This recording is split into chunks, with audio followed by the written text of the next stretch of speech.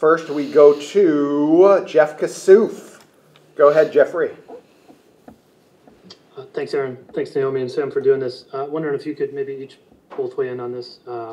Forgive me for being a little bit preemptive in reflection of the tournament, but just wondering, the big goals of the tournament coming in being development for the team, a little bit of simulating the Olympics ahead of time, and I'm just wondering, you've had a lot of different things thrown at you as a team, even in that short amount of time, and what do you feel like the value of this tournament has been in this moment of transition for this team as it moves forward?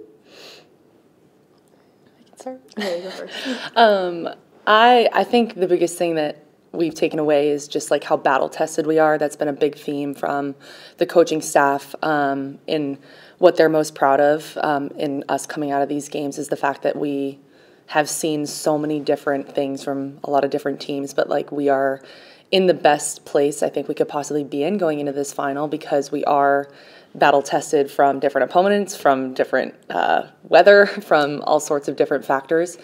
And I think going forward, that just puts us in a position where we've been through the fire and we've come out stronger. And so I think that's something that makes me really excited about this team going forward is that we've seen so many different things and we still have come out better and stronger. And sometimes that's been difficult, like post-Mexico.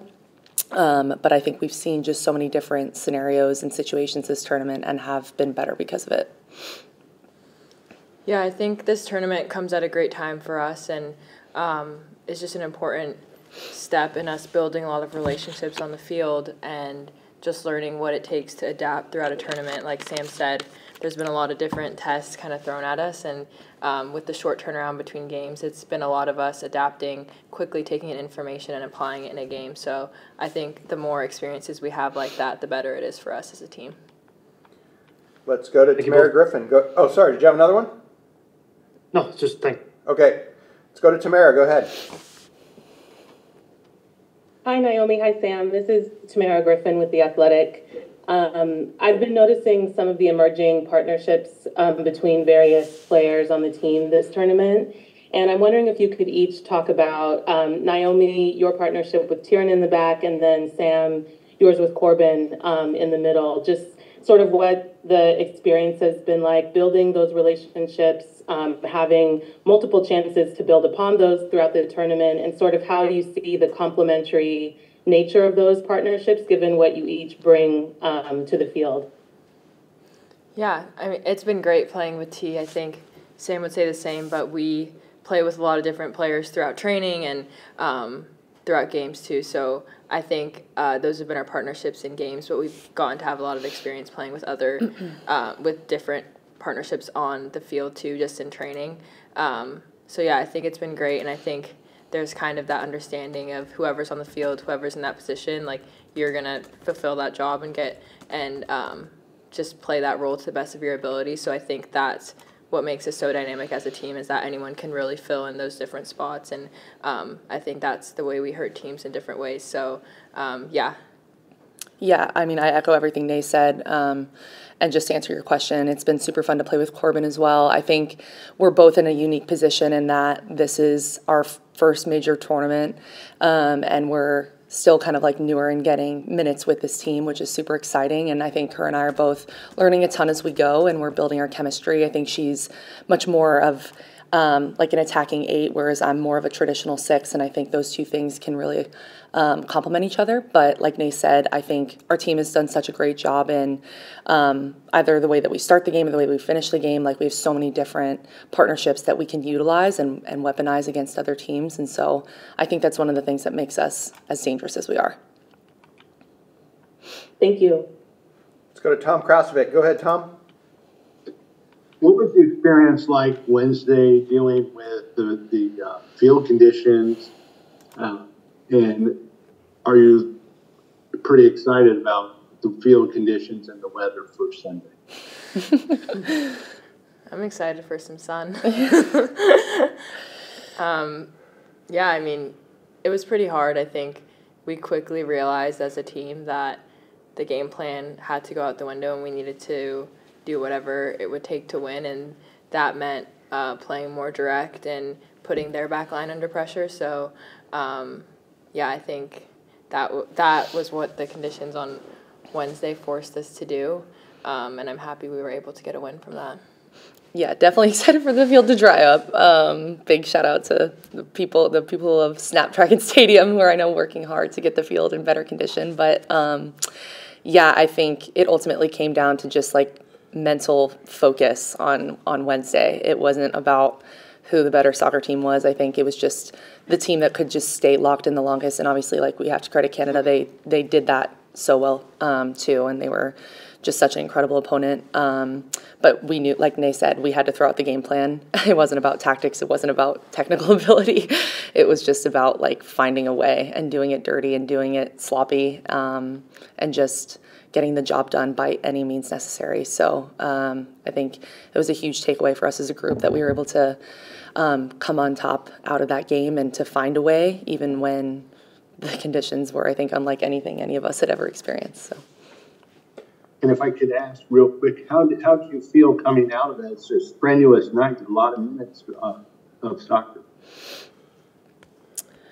Yeah, I mean, it was a very strange game in that, like, the physical demand, I think, was a lot different than any game, at least I've been a part of. It wasn't so much of transition and shifting and, like, the normal load of a soccer game. It was more so the fatigue and exhaustion from the conditions of the field, which I think was something we hadn't been used to up until that point. And so I would say, for me personally, the demand of the game just felt different.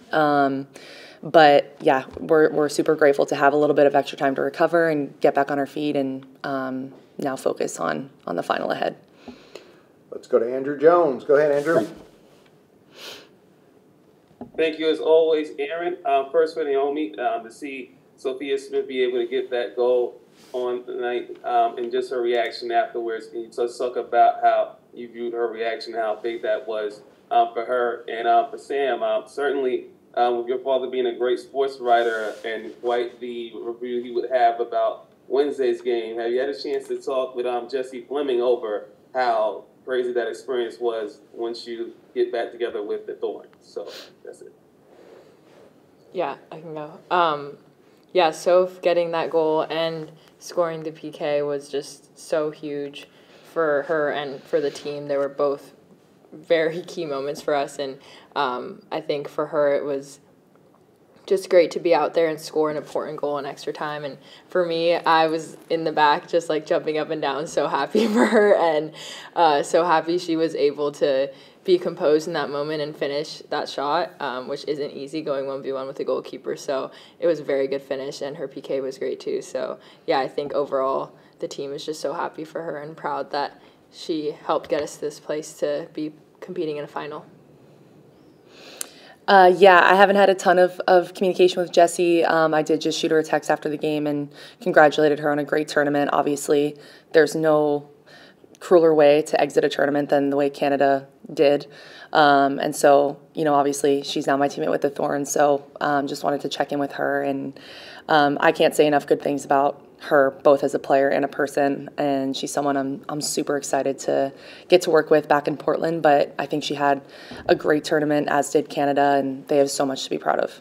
Well, that's a super classy gesture there, Sam. Let's go to Cesar Hernandez. Go ahead. Hi there, Cesar Hernandez from ESPN. This question is for both players. So a lot of us from the outside are building our own narratives about what a possible title would mean for the national team. But for the two of you who are actually in trainings and on the field, what would be the significance of winning this trophy for the national team? You know, what would it convey for you and your teammates going forward? Thanks. There you go. Yeah, I think as a player, anytime you're competing for a trophy, it's an honor, and to compete with the U.S. Women's National Team is something that we've both dreamed of. So I think for us, it would just be a huge step in the right direction to get a trophy, and we go into every tournament wanting to play in a final, wanting to compete, and wanting to win. So I think this is something that we've set ourselves up to be in this position, and now it's just us going out and executing and winning. Yeah, I echo what Nay said. I think this is why we do it. Like, these are the moments that we work so hard for and that we train for, and, you know, we play to win championships. I mean, it's as simple as that at the end of the day. And I think I feel so excited, again, kind of going off what I said earlier, because I believe we're just in like the best position we could possibly be in. We've navigated a lot through this whole tournament, and I think that's only made us stronger. And so I think we have all the tools that we need to show up and be our best on Sunday. And I just have so much faith in this group, and I think it's going to be an amazing game. Excellent. Thank you. Thanks. Go Scott French. Go ahead, Scott. Hi, Scott French from Soccer America. We all know about Brazil's dynamism and the array of individual talent that they have. What are the biggest things you have to deal with from their attack that's unique to them, that you don't necessarily see from other teams, something within their style of play or their game model?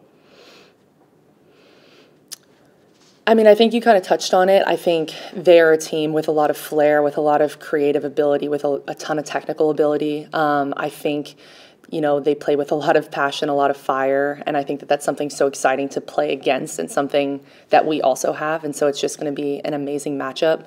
But I think they have it more so than any other opponent we've played to this point, and so that's something we're preparing for, that we've scouted and that we're excited to face up against, because like I said, I think they have so much incredible quality, but we do as well, and I think that those two things are just going to make an amazing matchup on Sunday.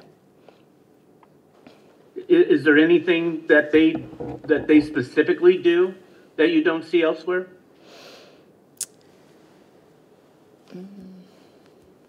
I think what Sam said, just like they have a lot of key individuals that can make moments happen, and they get a lot of numbers forward. So I think the combination of those two means that we just have to be on top of our game defensively and making sure that we're trying to take away some of those options and then trying to exploit them when we see opportunities too.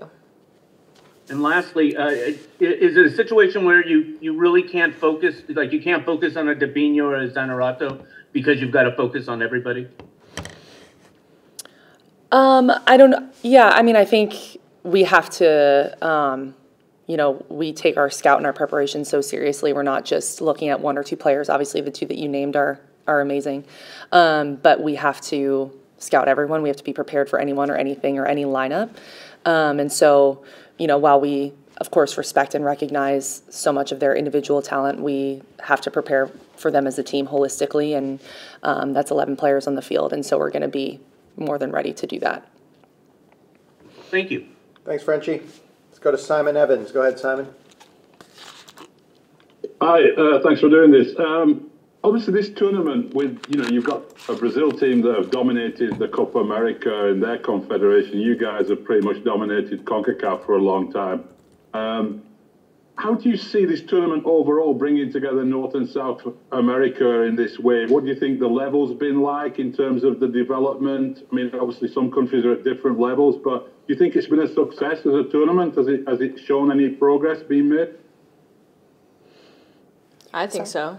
I think it's been a success. I think it's exciting to have North and South America competing, and I think the fact that it's the first one on our side, and we've seen the level of games and the level of support and just excitement around the tournament has been great. And I think us and Brazil playing in the final is a great ending. So, I think the tournament has been a success, and I hope it's something that happens for years to come.